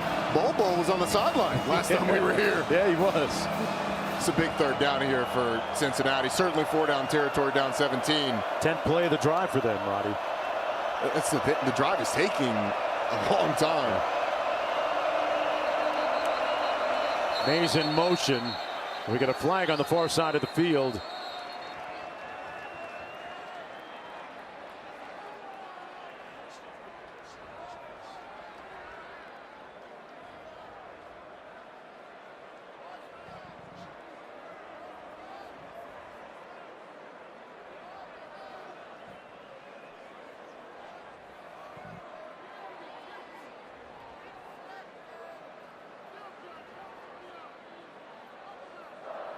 False start. Offense, number 75. Personal foul. Unnecessary roughness, number 92 in the defense. Both those were dead balls. Happened separately. Both will be enforced. 5 yards back, then half the distance to goal. Automatic first down.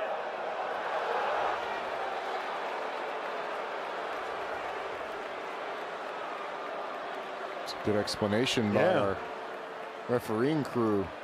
Nose of the ball now resting at the 13-yard line. I didn't see the unnecessary roughness by Anquan Barnes, but strange for it to have happened after the false start.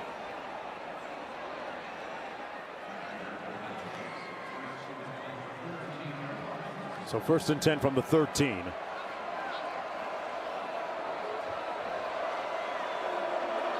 Henderson split to the bottom of the screen.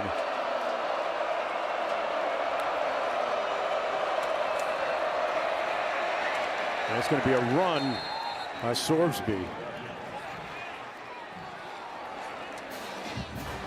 Picked up about 2 on the play. Looked like for the first time, Xavier Henderson had some room in the end zone. Open. He was open. You saw that, huh? And it was an RPO. I wonder if there was someone in the face of Sorsby or between, sort of in the throwing lane, that would have prevented him from trying to hit Henderson down the field.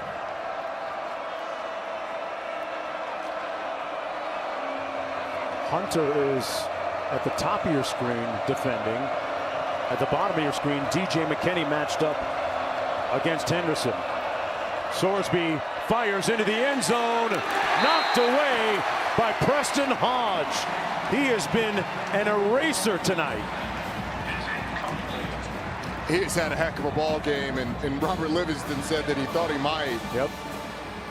I mean, this is a guy that was rumored to be going to Oregon at one point, but Oregon got him on a visit.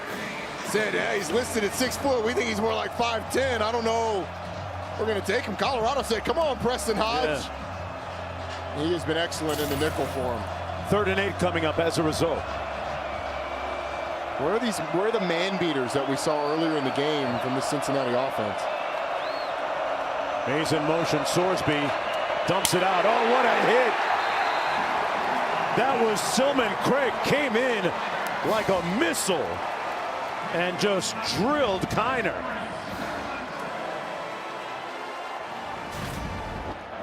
Let's listen.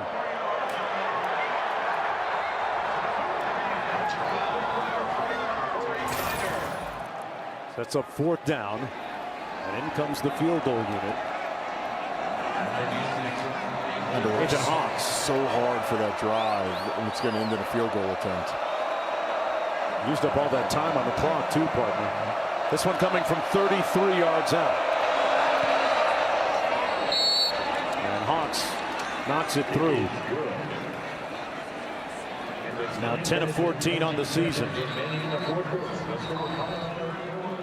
31-17. The Buffaloes up by 2 touchdowns when we come back to Boulder. Here's a play a moment ago that was not flagged as a potential targeting hit by Silman Craig.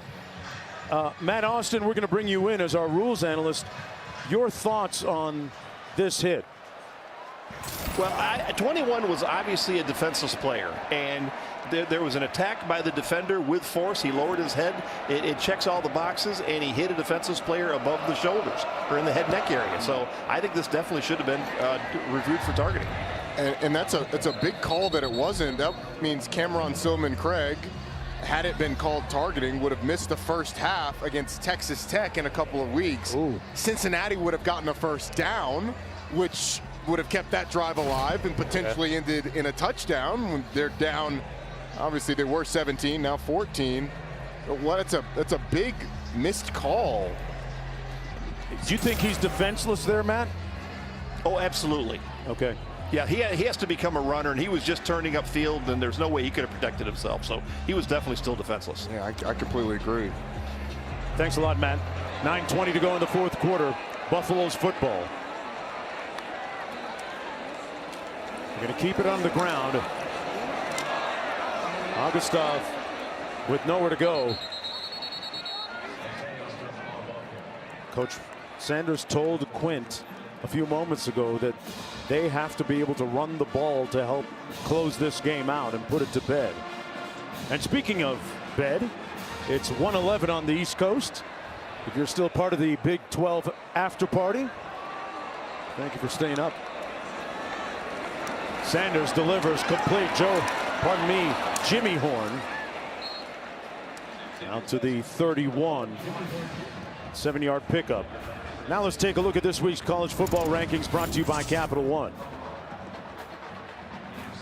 Texas A&M with the comeback win over LSU, putting them as the sole team in first place, sole undefeated in conference play team in the SEC. Who'd have had that on their bingo card? And especially after that opener against Notre Dame. But we saw LSU last week, and they left a lot of meat on that bone.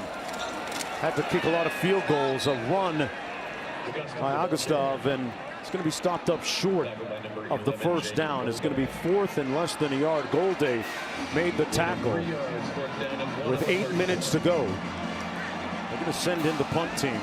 Yeah, you have to. Yeah. Especially, I mean, Colorado's had a number of 4th and 1s that they've decided, or 4th and shorts, they decided to punt on. Now backed up in your own territory, if you don't make it, I mean, you're giving Cincinnati points. Coach Sanders seemingly incensed there on the sidelines. Here's the punt. A high spiral that comes down at the 18-yard line. It'll be 1st and 10 from there after the fair catch by Mays. A 48-yard punt. Sporting a little bit of salt in that beard these days, and wasn't always that way, folks. No. The master of the Jerry curl had just enough activator to get that nice kind of that ducktail in the back, and then going clean for a minute. Yeah. Body. Nice look. Nice little bald look. Yep. Then the hair came back. Yeah. In the coaching era, I kind of like the Father Time beard. It works. The beard. It does. Father Time, Father Prime. His face is plastered all over Boulder. I went into a restaurant today to pick up some food and saw an ad that he had for, I forget what product it was, but it was something related with the school, and his presence is very profound in and around the entire state of Colorado, not just here in Boulder. The entire sport of college football. If you're watching college football on a weekend, you can't get away from Coach Prime on a commercial. 2nd and 9. Cincinnati down 2 touchdowns. Incomplete, intended for the tight end, Joe Royer. It's 3rd and 9 coming up. Dangerous after Royer tipped that up in the air. They were trying to hit that tight end delay again, but just a little high for Royer and takes a hit. Now if you're Brendan Sorsby, you know with just under 7 minutes left in the game, you're going for it on any 4th and short. And so you don't have to get it all here, but you'd like to obviously make it easier. On 3rd and 9, pass complete to the tight end. Great stiff arm to pick up the first down. That was Derrick Henry quality, but it's going to be marked short of the first down. Man, he put Travis Hunter on a little flight there with that straight arm. I thought he got past the first down on first. That's what I thought. But it's, as you said, I mean, that's just strength. Yeah. Yeah, Royer lifts weights too. Yeah, he does. He's an NFL tight end, but this is the biggest 4th down of the game. Trying to keep their hopes alive. They're going to keep it on the ground, and Kiner picks up the first down with maybe a foot to spare. The clock running with 6:10 to go in the football game. Let's take a look at Travis Hunter after the play.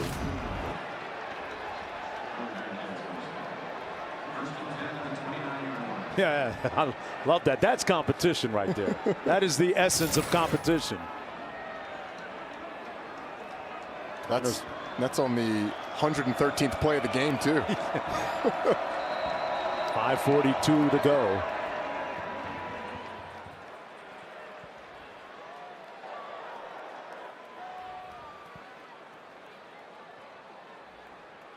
Timeout called by Colorado. That's their final timeout. They're in command right now, up a couple of touchdowns with 5:41 to go. And welcome back to Boulder, Colorado. 5:41 to go. During the break, they reviewed the last call and checked the spot of the football. And they have placed it just beyond the 29-yard line. First down for Cincinnati. Colorado is out of timeouts. Cincinnati with its full complement of 3.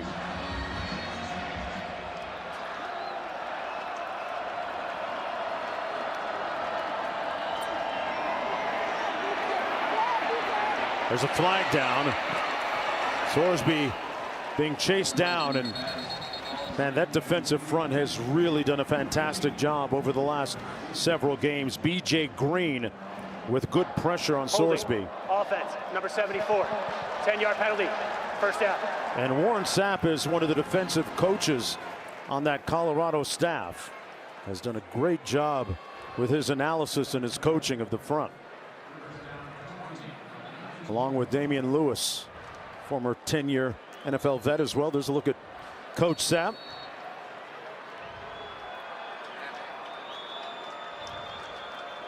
Former University of Miami star.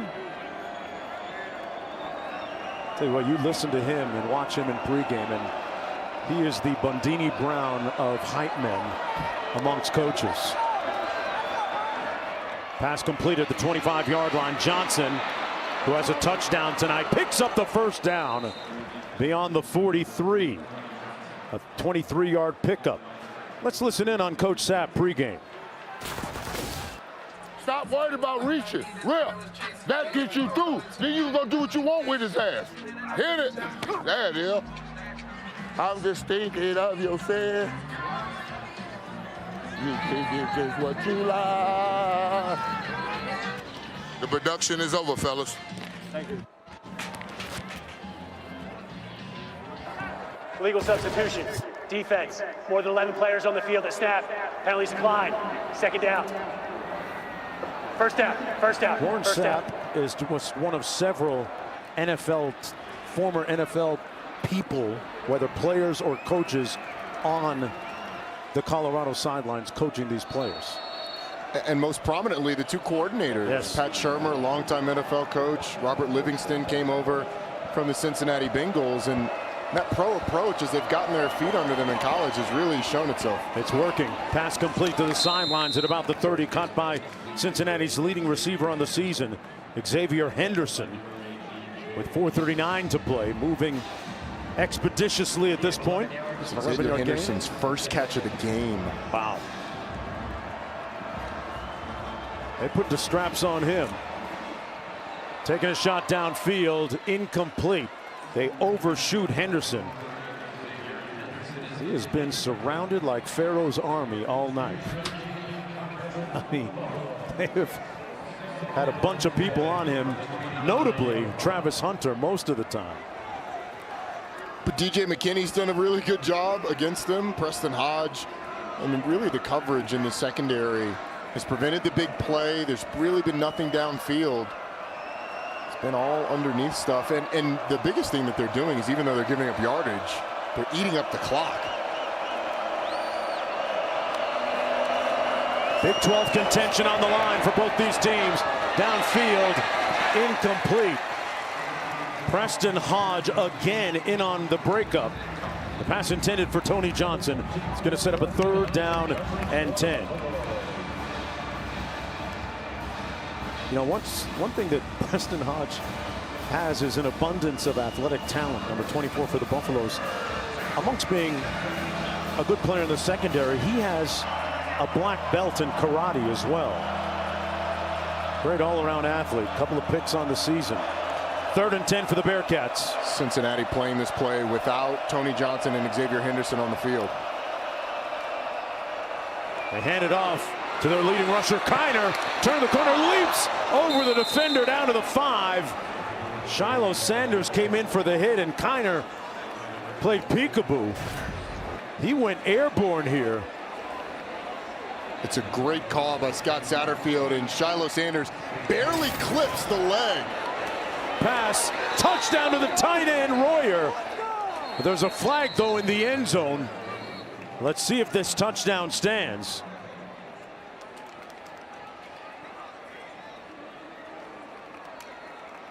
There's flags all throughout the end zone. Offside. Defense number 92. Illegal substitution. On the defense, we're having more than 11 players on the field. Penalties are declined. Result of the play is a touchdown. So this is going to be down to a one-score game right now. Colorado's trying to substitute. Cincinnati goes fast. I mean, it's clearly offside because you got a guy running on the field. They made a play the entire play with 12. They still weren't able to stop him. And they're going to go for 2, yeah. Cincinnati going to go for 2, as you said.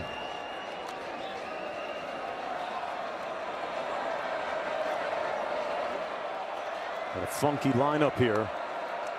They snapped it to Sorsby. Rolling out, nowhere to throw.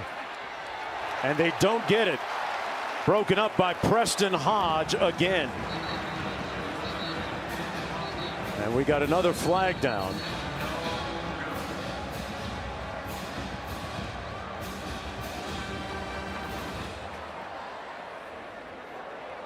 An eligible player downfield, number 54. Penalty is declined. Try was no good. And that was Cincinnati's first 2-point attempt of the year on that one, on that play. And then the question is, why do you go for 2 in that scenario when if you kick the extra point, you're down 7, and then you could tie it up, send it to overtime? And the thought process is, and analytics would agree with it, the evidence would suggest that the best chance to win the game is to go for 2 and then be able to obviously you have to convert. Right. But 2-point conversions are made at under 50%, under a 50% rate nationally. But when you go for it twice, the stats would tell you that you're more likely than not to get at least one of them. Okay. We can go through the math of it. But essentially, if you make it a little under 50% of the time, right, it's 2 sample sizes of under 50%. So the chances of getting either one ends up being higher than just going for it the one time. So Scott Satterfield playing the numbers, essentially. I wonder if the law of averages applies to just 2 attempts. Probably not. No, it doesn't.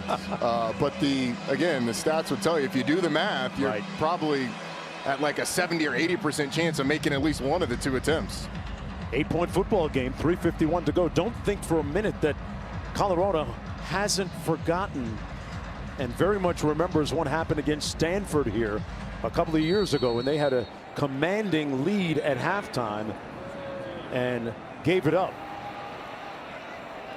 3:51 to play. Arizona attempted an onside kick last week to start the game against the Buffaloes. They kick it to an empty part of the field, and it's retrieved by Colorado. It'll be 1st and 10 from there. 3:50 to go.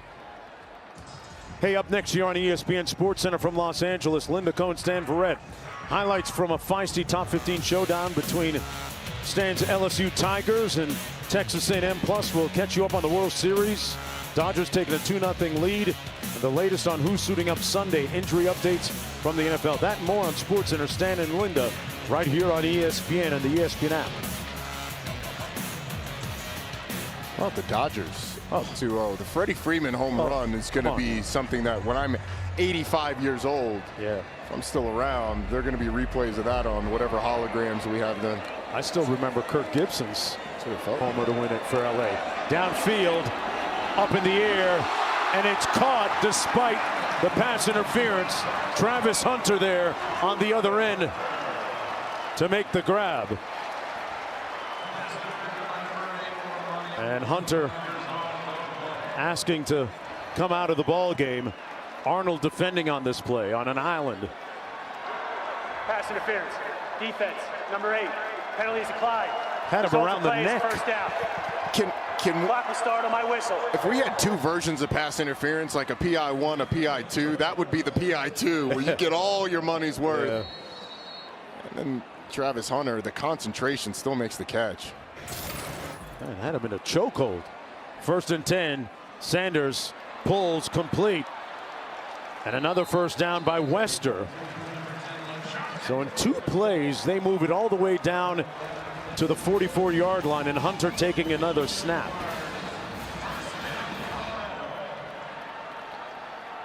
Cincinnati still has all 3 timeouts, so if you can get a first down stop, you can start to use it and maybe try and get the ball back before the 2-minute timeout.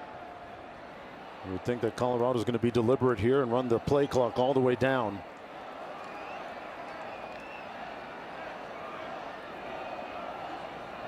Travis Hunter tonight with 9 catches for 154 yards and a couple of touchdowns. It must be Saturday. On the run, Augustov, who's done yeoman's work. He has been indefatigable tonight, tireless in his work, and picks up another first down on a 13-yard bully ball run.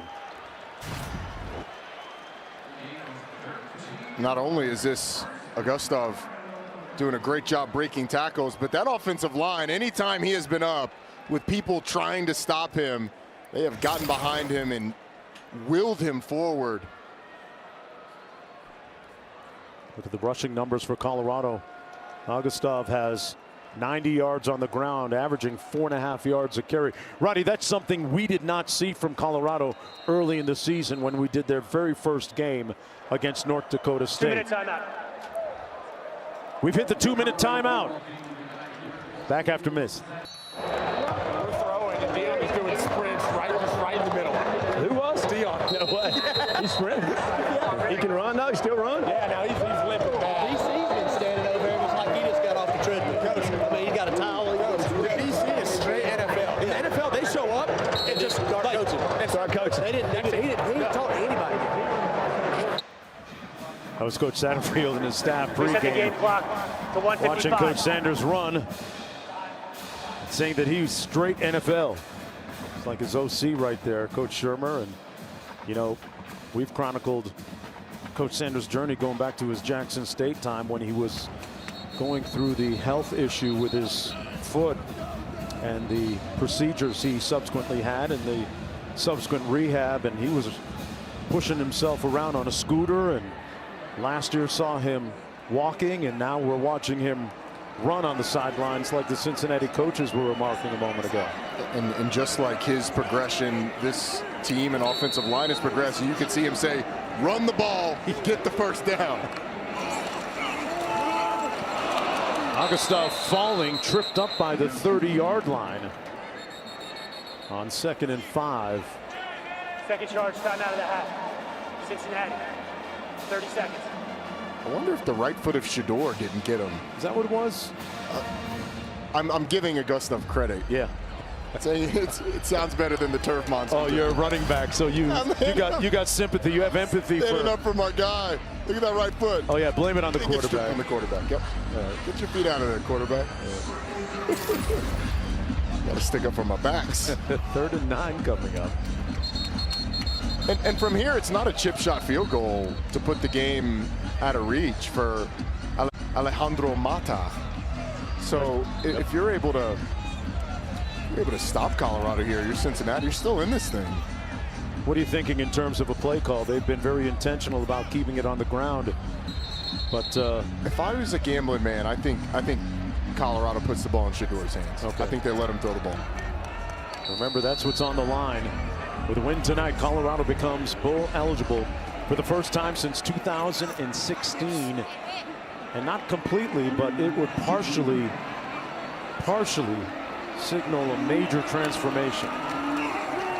Sanders off the fake, downfield, incomplete, no flag on the play, intended for Horn. Peak defending. And it's 4th down. In comes the field goal unit. And as you mentioned earlier, Roddy, you alluded to the fact that this is not going to be a chip shot, maybe 46 yards, 47. And you can hear his walk-up music that's requested on the regular. Daddy Yankee playing on the PA system for Alejandro Mata. to help put the game on ice. Right between the pipes. Young man that's been with Coach Deion Sanders going back to his time at Jackson State.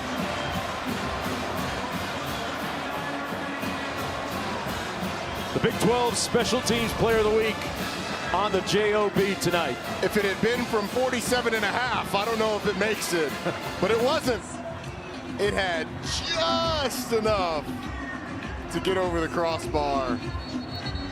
And Alejandro Mata all but ends this game. Increases the lead to 10. Pardon me, 11 with 1:39 to go. You were remarking just a second ago about how impressive this win is. Last week, I thought was Colorado's most impressive win to date. More impressive than this one? I was going to say, I think today surpasses. Cincinnati's a better team than Arizona. That game was on the road, but their ability to come out and really start fast and make Cincinnati chase the game and make a Cincinnati defense that was #1 in the conference in scoring defense and conference play, make them look like they really didn't have very many answers until the second half. That is very impressive. They'll get the 1st and 10. Cincinnati from their own 25-yard line, 1:39 to go. So who does Colorado have to root for now with the multitude of tiebreakers out there? That's a great question. With Texas Tech losing, Colorado has to win out. And then they have to root for the teams that play Kansas State. They have to root for someone to knock off Kansas State and someone to knock off either Iowa State or BYU. Here's Kiner off the nice screen pass. Brought down at the 47-yard line. We have a flag. I think that we might have a targeting. No, the flag's back at the 30. Illegal block in the back. Number 53 for the offense. 10-yard penalty. First down. But Silman Craig thought he might have something on him there, the way he reacted. Oh, there it is. On Travis Hunter. Pushing the back. Corey Kiner cuts off of it. It would explain why Travis Hunter was so incensed after the play. 90 seconds to play. The ball back at the 16-yard line.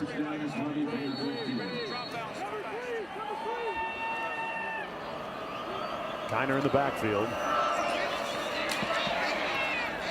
Pass complete underneath. Out to the 23. Silman Craig makes the tackle on Kiner. Second down coming up. Time out of the half. And the Bearcats burn their final time out of the half. As Colorado is on the verge of improving to 6-2.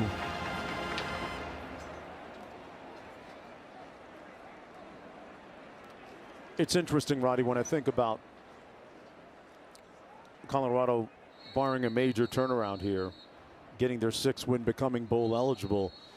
I think about that Nebraska game where they got dragged. If you're being honest, right? They got dragged. And for them to react the way they have in the wake of that, for their rush game to come around, for the defensive line to really start to play great football, speaks to the ability of the coaching staff to get these guys in the right spots. Yeah, we often feel like what a team is in week 2 is what they're going to be the entire season. There's no rule against improvement. There's no rule against progression. This Colorado team has improved in a lot of ways. That's complete. Out to the 34. That's Johnson, who has a touchdown catch tonight for the Bearcats.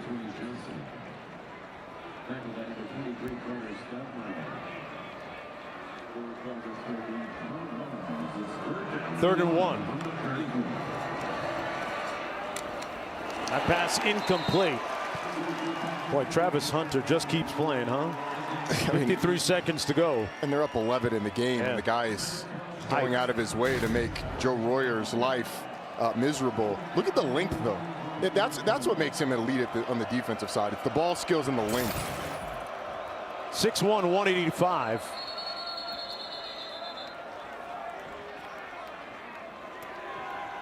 He's very slight looking when you see him up close. I don't know about that 185. That might be a little generous. A couple cheeseburgers ago. Offense, number 11. Not all players got set. 5-yard penalty. 4th down. And that, I believe the clock was running prior to that. So wouldn't that, if it was, it would have warranted a 10-second runoff. I guess it wasn't. It was an incomplete pass prior to that. My apologies. 4th and 6.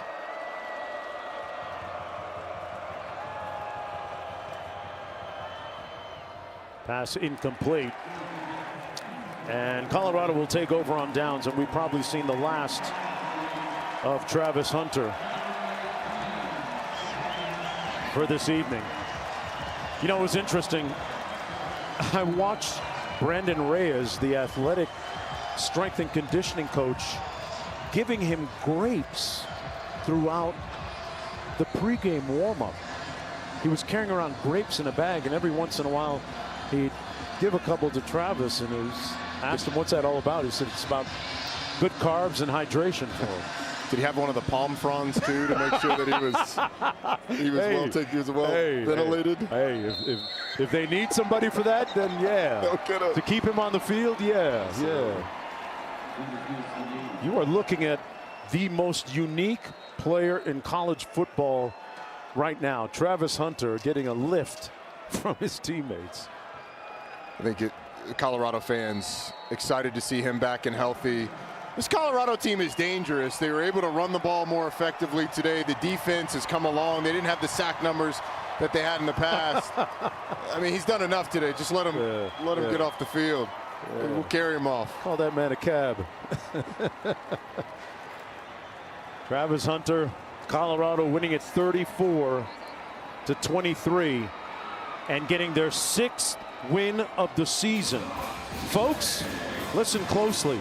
The Colorado Buffaloes are eligible to go to a bowl game for the first time since 2016.